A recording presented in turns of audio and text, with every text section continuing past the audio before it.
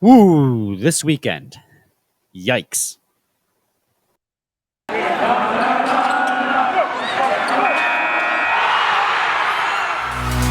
You're Locked On Red Wings, your daily podcast on the Detroit Red Wings. Part of the Locked On Podcast Network, your team every day.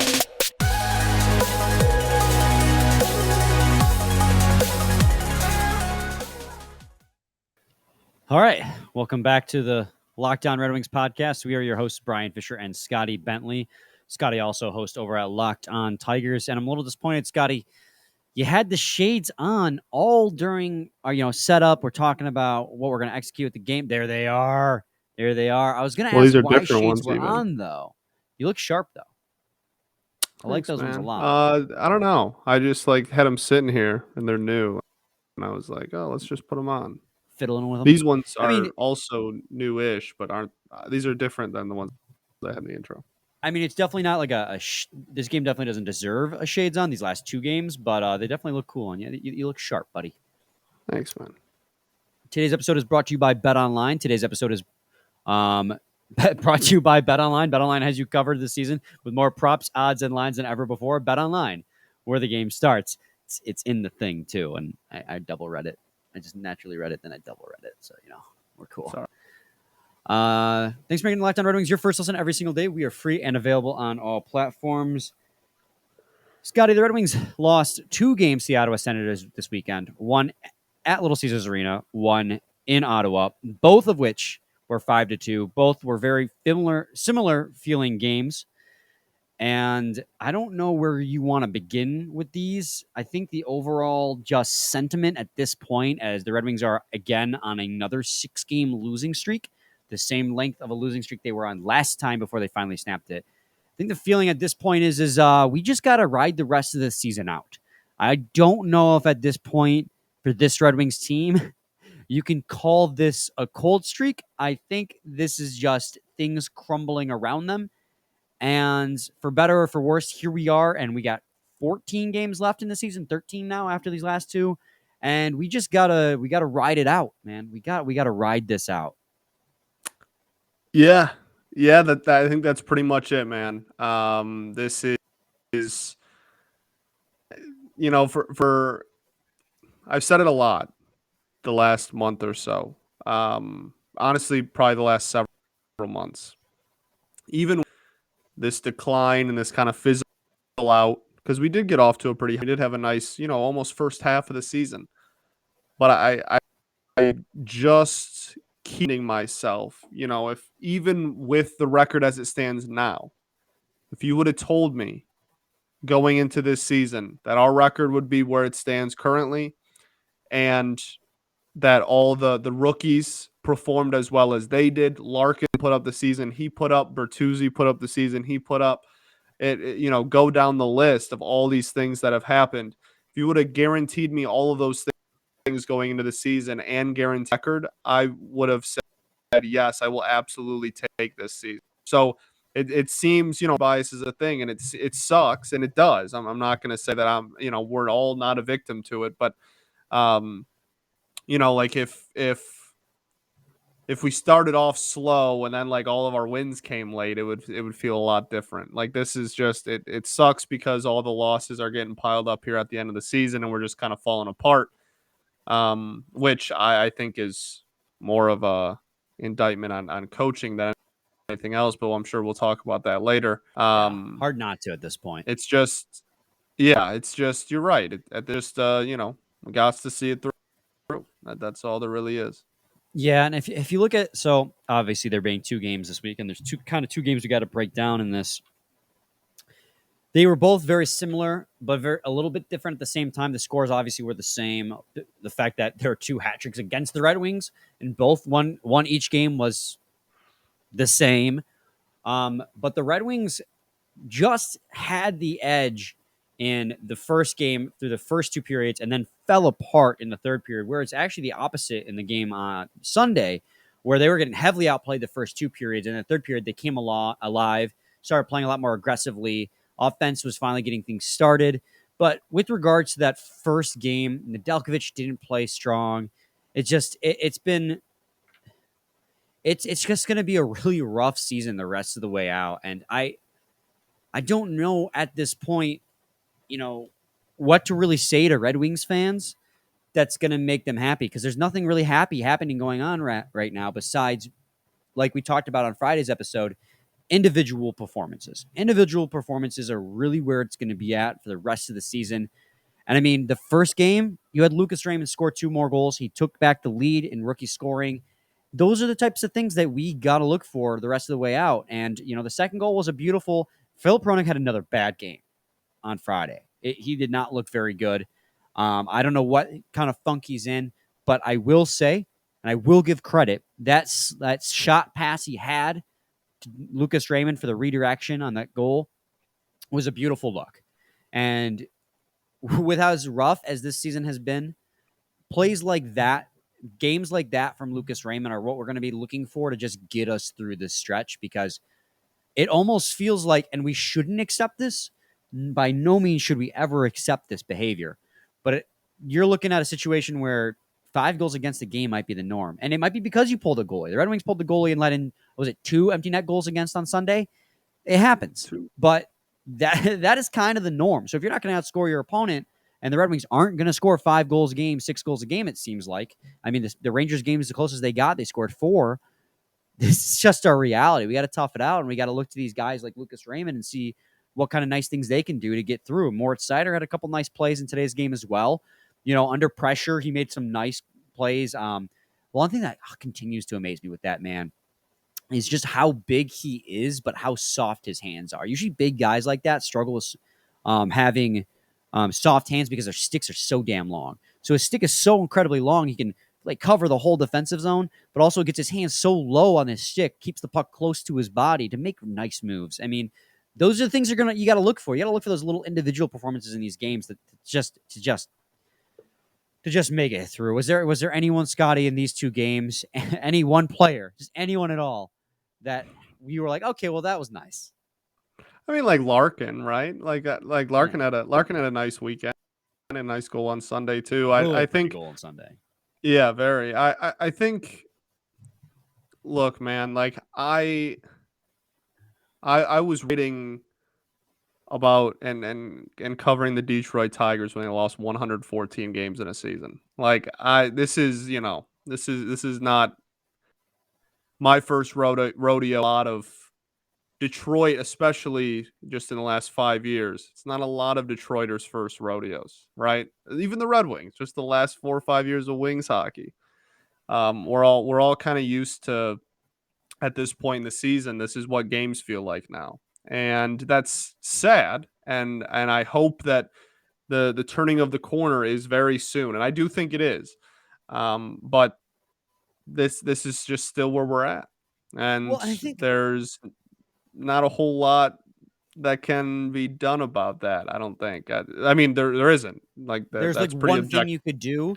There's one thing you could do, but we've talked about the benefits and the cons. It's like I the whole Blashill situation, it comes up and It would coming up. it would give some excitement within the fan base at a time where there is no more excitement left to give. The remainder of this season, at least. Obviously, everyone's still going to be excited about the future and about the kids and everything. But as far as the 2022 Wings, there's no more excitement. And if you did can him, it would re-energize the fan base, really. But I think that's kind of a short, get my fix in than it is a long-term, actual thing that could be beneficial to the team.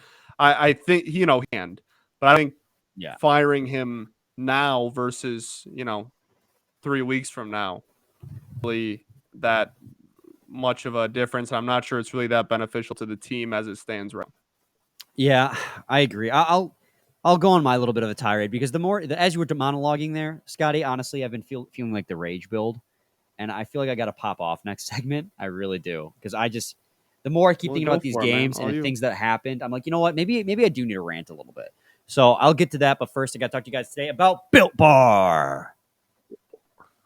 How'd you like that, Scotty? That energy there. I liked it a lot.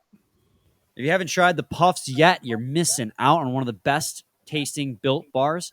Puffs are the first ever protein-infused marshmallow. They're fluffy. They're marshmallowy. They're not just a protein bar. They are a treat, and they are covered in 100% real chocolate. Puffs are a fan favorite with some incredible flavors. Yummy cinnamony churro, coconut marshmallow, banana cream pie. So good. These are going to be your new favorite. All Built bars are covered in 100% real chocolate, including the Puffs. Yes, 100% real chocolate. They're low-calorie, high-protein. You got to replace your candy bars with these. They are better. A typical candy bar has anywhere from 200 to 300 calories. Go to Built.com and scroll down to the macros chart. You'll be blown away. High protein, low cal, high fiber, low carb. Compared that to a candy bar, which usually has around 240 calories and 30 grams of sugar and dozens of net carbs. So go to Built.com, use promo code LOCKED15 and get 15% off your order. Use promo code LOCKED15 for 15% off at Built.com. All right, Scotty. You were talking about Blashill, and I just started getting angry. And I want to preface anything I'm about to say with this. In my voice? It's your deep voice, man. It just kind of like it gets that instinct in me, like I gotta attack, you know. The dog. I don't know what that means. Yeah, I don't know what any of that means. I just was saying things. It really was though, like starting to like. I know there would be nothing. I got to preface this. When I advocate for the firing of a person, it's not personal, and I feel like that's an obvious statement to make. Like as a person, I actually like Jeff Blashill a lot. Like hearing him speak, I'm like, okay, this is a good dude, and this is a dude who actually I do think he genuinely cares about the Red Wings and how they are doing. But performance matters. Performance freaking matters, and I know they weren't a playoff team, and I know the past 6 years they were built to fail.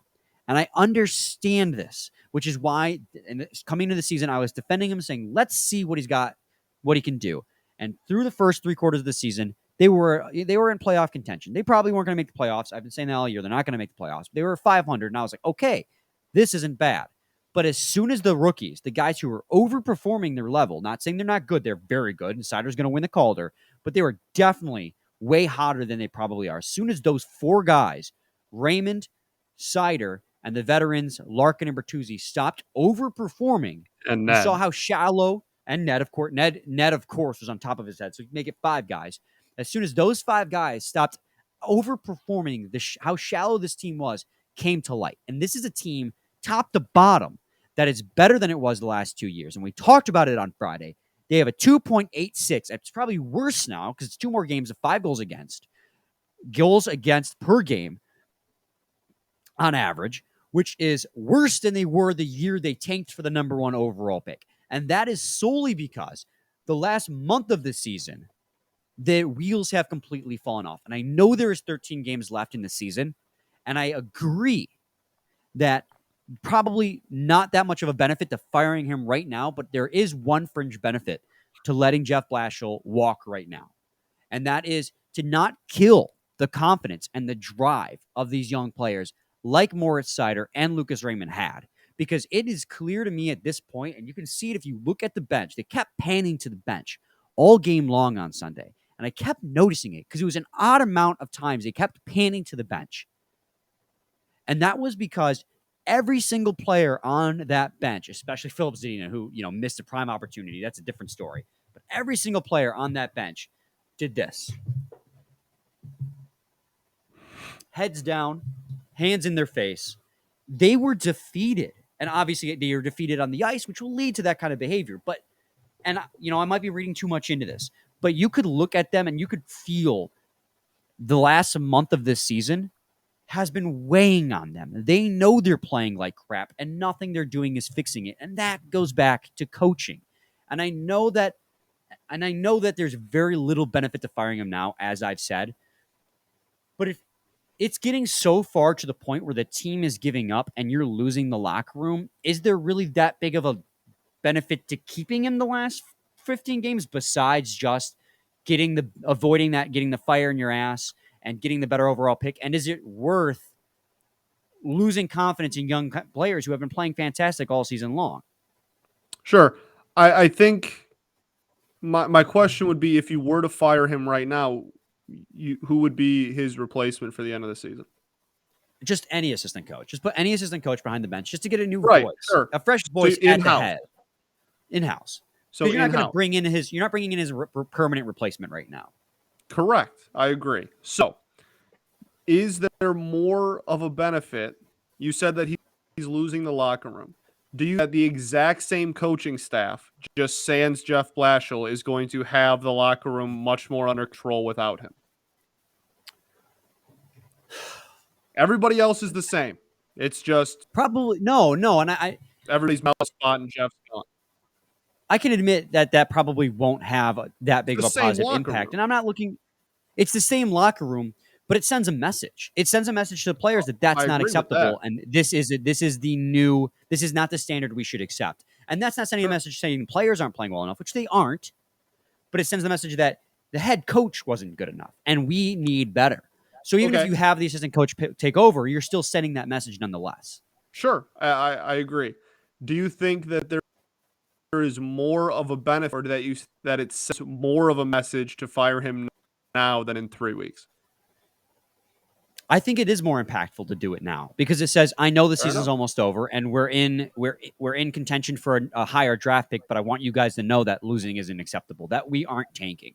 And I know and I also recognize the logical side of it, the bigger picture. You know, what the fans would normally think at this point was like, okay, well, keeping him on board. And what we talked about on Friday, keeping him on board, it's a natural tank job. We're against tanking at this point, but being this far out, you lost 2 games to the 7th place Ottawa Senators. You're on pace now that the Buffalo Sabres are tied for you in points, which we were talking about on Friday, how we were just barely above them. So like you're slowly increasing your lottery odds by keeping on board. And I recognize the logic behind keeping him on board. It's so infuriating when during this weekend you let up 2 more hat tricks against. I know empty net goals played a role in that. You, Scotty. No, the Red Wings allowed 2 more first career hat tricks this season. And they threw the graphic up on Sunday. This season, they have allowed 6 first career hat tricks against. And they didn't throw a graphic up for this, but on Friday, they let another goaltender making his NHL debut beat them. And Detroit this has Red been Wings, an ongoing. nice guy. Even when the team was playing better, like even when they were a 500 team, getting blown out some games and then beating good teams some other days, they were still letting it up hat tricks against first career guys, and they were letting goalies shut them out. Obviously, Sunday wasn't a shutout, but they were letting goalies making their debut win. And so this behavior, this play, these losses should never be acceptable. And it's just really frustrating because my brain knows that keeping Blashill on to the end of the season, logically, bigger picture, is probably the right decision because you lose the rest of the way, and now you have a better chance at jumping up in the draft or at least not falling back, which they'll probably still end up doing. And we'll talk about that in the third segment because we're going to talk about standings-wise in the third segment. But by no means should Josh Norris and Matthew Joseph, or whatever his name was, score hat tricks in back-to-back nights against the Detroit Red Wings. And by no means should a goaltender making his NHL debut have an easy win. He wasn't even challenged in that game, Scotty. An easy win. And especially when you're playing against a team worse than you, at least historically throughout the season. 7th place team. Ottawa Senators are a good young team, and they are getting better, and they're going to be competitive in the next few years. They got a lot of nice young pieces. But this season, they are still the worst team, and you let them beat you in back-to-back nights. A team that's tanking is not this bad. And we have the stats to prove it, because when the Wings did tank, they had better stats per game than they do right now. It's not acceptable. It is not acceptable. It isn't. It isn't. And there is said for letting him go, sending the message, knowing that you're not going to, nobody in the house is going to be his long-term replacement, just finish the season without him and then still do a head coaching job search when the season's. In the end, none that said that's not a variable option that accomplishes everything we want. Whew. I feel better now. I'm glad that I got that out. That all being said, I don't know what the right decision is. I'm not Steve Yzerman. Steve Yzerman is the smartest man in the room. So whatever he decides at the moment, I'm going to continue to trust. the Red Wings are likely to hold on to him, I'm assuming, for the rest of the season. That's fine.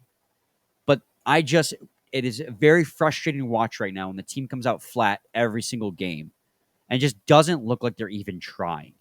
And I think that just goes back to how poor the coaching is at this point. I don't think it's like, I don't think the locker room culture took a huge step forward this season. And then this last month, it's taken 2 steps back. And I don't think it's on anyone else's fault than Jeff Blashill. And this is coming from a man coming into the season was like, I'm okay with the extension.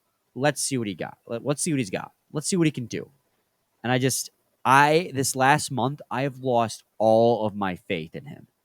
And I hate saying that because he was somebody that I've supported. But I guess in the end, Scotty, this is sports. This is what happens. This is sports. This is sports. This is sports. Oh. And if you like sports, head on over to betonline.net. They're your number one source for all your sports betting needs and info. Find all the latest sports developments, including this week's Master Championship odds, podcasts, and reviews for all the different leagues this season. BetOnline is your continued source for all your sporting wagering information, including live betting, esports, and scores.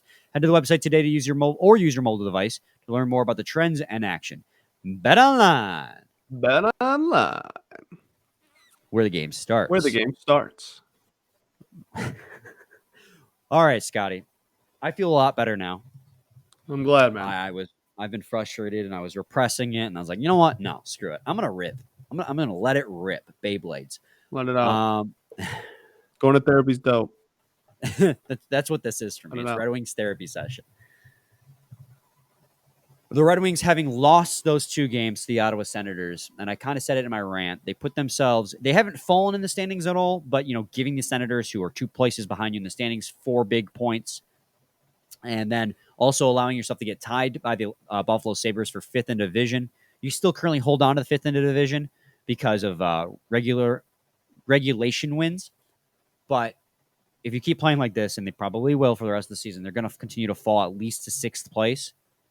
They are going to get a better chance at the number 1 overall pick. They're going to get a better chance of just moving up in general. And I know we are still fervently against tanking at this point, but we have to look at the cold reality of the situation.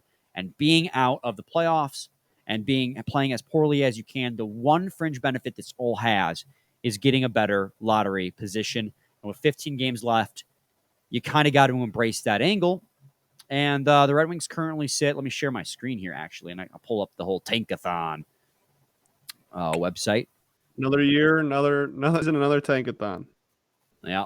Currently, we sit at 9th in the standings for the number 1 overall pick.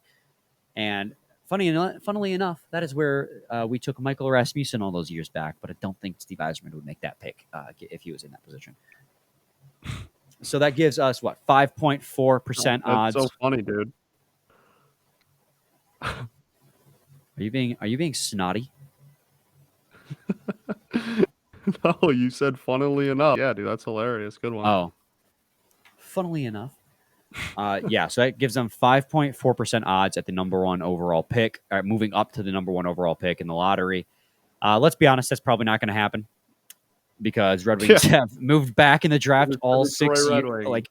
The last 5 straight years. What is realistically, Scotty, what you think the highest the Red Wings could move in this Tankathon? How high do you think they could move pre-draft lottery? Pre-draft lottery, what position do you think they could get to? Right. I think they could. I mean, goodness. Yeah. They could probably end up. They could probably end up at 7. So yeah, I was thinking they could probably end up at 6th. I think Ottawa. Sure. There's still 1 more game against Ottawa, I believe, and they're 5 points behind the Red Wings, and they're going to beat the Red Wings, because just how everything has looked so far these last month, that the Red Wings are just going to continue to lose. I think that being 5 points above them is not going to take them long to make up. but I don't see them moving up any higher than that. But if they can get to 6, they have a 7.6% odds of moving up to the first overall pick. And I don't even necessarily, I mean, getting Shane Wright would be sick, but I recognize that the odds are not in our favor in that regard. But I would love to just move up at all in this draft to get us the best chance, because the Red Wings, I mean, at this point, get the best player available in this draft at the highest level you can, because this team never hurts to have another stud another blue chip player in your development team, in your organization. No, of course. And look, man, like, no matter what we root for, they're going to lose games.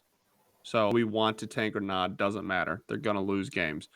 But more importantly, we can be against tanking at this point and still be like, all right, well, losing doesn't suck. You know what I mean? Like, no. It doesn't have to be that black and white where it's like, oh yeah, well, I would love for us to win out. Truly, I think that would be really beneficial. But doesn't matter that's what I want, because that's not gonna, and we're probably gonna come a lot closer to losing out there, and that's okay, and that'll raise our draft stock, and I'll be happy about it. So it doesn't have to be this like, oh, you're either all in or all in on the other. I am still actively Detroit Red Wings to win every single night, but I also am totally okay with us losing. Yeah, I completely agree with you. I know the Locked On Sharks posted, they simmed a lottery today and they showed it where the Sharks moved up to number 1, and guess what? The Red Wings fell out of the top 10 in that draft, and I was like, that figures. Shocking. Sounds about right. So let's spin the wheel here, Scotty. Let's see how many times it takes at 9th with the 5.4% odds for the Red Wings to move up. So this is the first spin. Oh, no way! First spin. The Red Wings move up 8 spots to the number 1 overall pick. Destiny. Team, flip that. Clip that. Team of destiny. Where's my is it what? Boom, screenshot taken, baby. I cannot believe, I'm honestly blown away. On camera, the first spin we did, the Red Wings moved all the way up to number 1 overall. If only that would happen in real life. Holy crap. Bang. Oh, I'm almost as excited as I would be if that actually happened. All right. Well, let's not spin anymore for the night. Maybe we got to make that like a nightly routine now for the rest of the season. At the end of every episode. Let's just spin it and see where we end up. So you heard it here first, guys. Red Wings get the number 1 overall pick, draft Shane Wright, and are a cup contender for the next 20 years to come. Beauty. It's guaranteed, baby. It is. It's set in stone now. The prophecy is spoken. You know what I did? I got so angry that I forgot to mention this, and I know we're starting to run up against it. But Jack Wallman actually had a really damn good game on Sunday. He was blocking shots left and right, and he was stepping up in the play, taking shots, making wonderful passes. I believe he set up Larkin's goal. I think that was a pass from Wallman in that goal. Let me double check on that. I might be spewing misinformation. I don't want to be that guy. I don't even know if I remember. I remember the Larkin goal. The other thing was pretty. I don't know if I remember. Who it came from, no, it was not from Wallman, so I'm spitting misinformation. That's me. I misremembered, but he still had a really good game. He stepped up in the play a lot, took a lot of really good shots. He has a cannon of a shot too. So I'm glad to see that my expectations have not been tempered by Jack Wallman after that trade. I think him playing in a more proactive role with the Red Wings is going to give him a chance to really shine. And he might end up being like one of those guys who's great offensively, but horrible defensively, but he blocked a lot of shots today. And I know at all strengths, his expected goals for percentage in this game was like 49 on Sunday, which is still, 1% below where you want it. But, you look at where the rest of the team was. Let's look at the rest of the team. The Red Wings as a whole, that's 5 at 5. The Red Wings as a whole in this game had a 48.75. So he played above the Red Wings at all strengths and expected goals for percentage. Let's look at let's look at the relative. I want to look at relative. Please be in my favor. Jack Wallman had a relative expected goals for percentage in this game of 27.77. Yeah, baby, in my favor. So the eye test match what you saw. I love being proved right.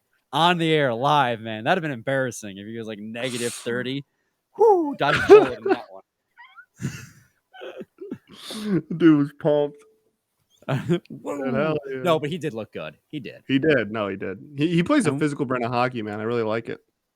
And he's got skill too. Like he's a pretty well-rounded defenseman from what I've seen, at least, skill and physical wise. He show up that defensive side and he could be a stud for the Red Wings and maybe not. He's not going to be a top pair, but a middle pair defenseman. I think he was playing with Lindstrom today. Lindstrom looked rough. They drew a lot of penalties on Sunday too. Yeah, they've been doing that. I mean, we didn't even talk about that. They've been doing that like crazy the last. The last month was specific. The last month specifically, Beautiful. it's been rough, man. They can't stay out of the box. Yeah, not been pretty. But individual performances. Wallman looked. Thank you, buddy. I'm wearing it. I haven't shaved my head in a few days, so the hat's on. You'll only ever see me. I will make this known. You will only ever see me do a podcast without my hat on if I have recently shaved my head. I will not. If it's looking a little rough, like there's a little bit of peach fuzz on there, I will be wearing a hat 24/7. I mean, fair enough. Yeah. You will only see. So you will only see me wear a hat. People get give me crap for it because I only wear hats right after I get haircuts. People are like, "Oh, I usually wear a hat when I'm like my hair's too long or like I need a haircut or like I didn't shower that day or whatever." Like, no, I only wear hats when I instantly get a haircut because my hair grows this way. Really? It is very thick and poofy and grows up. I've seen the pictures. I literally can't. I physically can't wear a hat unless my hair is shorter. I also have a massive head, like 99% seriously, like a massive head. Like they don't sell my size hats, even if I did have short hair. They don't sell my size hat just like in stores. I mean, your head has to be big. That's where you store all your words. Right, because I'm a writer. There it is, baby. All right. And on that note, any final thoughts, bud? We ball. We absolutely ball. Thanks for making Locked On Red Wings your first listen every day. Now make your second listen Locked On Fantasy Hockey. Hosts Steele Roden and Flip Livingstone help you become the expert on your fantasy league. It's free and available wherever you get your podcasts. Did not say platforms this time, Scotty. I'm starting to make a habit of that. Wherever you get your sub platforms. to our YouTube. Go sub to our YouTube. Leave us a rating on Apple or Spotify. You can even write a review on Apple, but just leave a rating on Spotify for some reason. Probably better that way. Let's be honest. I don't want to hear what you guys have to say. Leave me alone. No, I'm just kidding. I absolutely want to hear what you guys have to say. And leave us a comment on YouTube as well. Do the, what do the people say? Like, comment, subscribe. Hit that bell for notifications when we upload. Let's go. Now we're YouTubers doing it right. I'm going to dye my hair blue. There you go. Not a boy. All right. Be back with a new episode tomorrow. Same time, same place. It's your team. Every day. Every day. I was wondering if I could outweight you or not. So dumb.